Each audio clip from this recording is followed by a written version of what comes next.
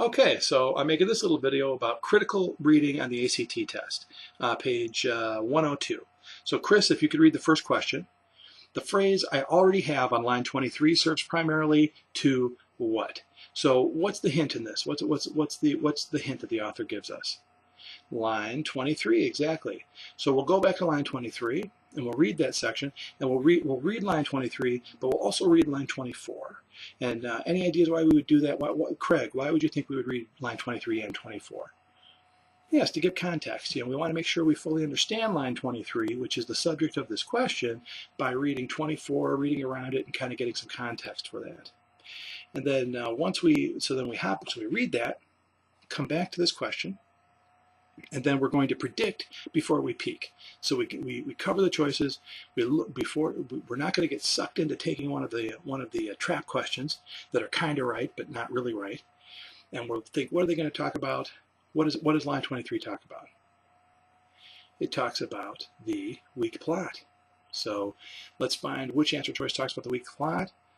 And that would be C, emphasizes the weakness of the movie storyline. Talking about the weakness of the movie storyline is another way to say the weakness of the plot. So C would be the correct answer. So Joe, why would A be wrong? Recommend that viewers avoid the movie. That's because it has something called misused detail. Exactly, it's too limited. He's just talking about the plot at this point. He's not talking about the whole movie yet. And Michael, why would B be wrong?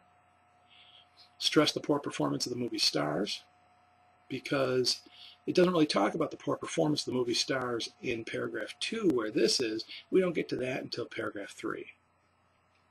And then D, convey the author's reluctance to reveal key points about the movie's plot.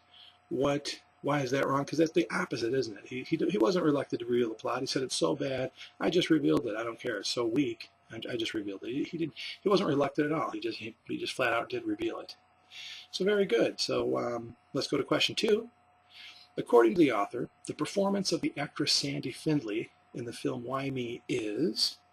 So Chris, what we first do? What hints does the question stem give us? The performance of the actress, yes. And where do we discuss the performances of the actors and actresses? In paragraph 3, exactly. In paragraph 3. And Nathaniel, what does the author say about Findlay in paragraph 3? It's probably, I'm looking at, looks like it's around lines 29 through 30. She says, yeah, that usually she does pretty good, but she works with whatever she's given, but unfortunately, it appears here in this movie, she's not so good, right? So in step 3, we'll try to predict what answer we're going to get. So we'll cover the choices and we'll look at them. We're trying to look at the surprisingly bad acting job by Sandy Findlay, and that's probably what it's going to say. We look through the choices, and H says uncharacteristically disappointing. That's another way to say surprisingly bad. So H is the right answer. Yes, exactly. And Joe, why is F wrong? Surprisingly compelling? Because that's the opposite, right? He doesn't like the movie. He says it's bad. And Michael, why is it G wrong? Typically poor. He actually says, again, that's the opposite, isn't it? He's saying typically she's good, but in this case, she's not. And finally, J, why is that one wrong, Chris?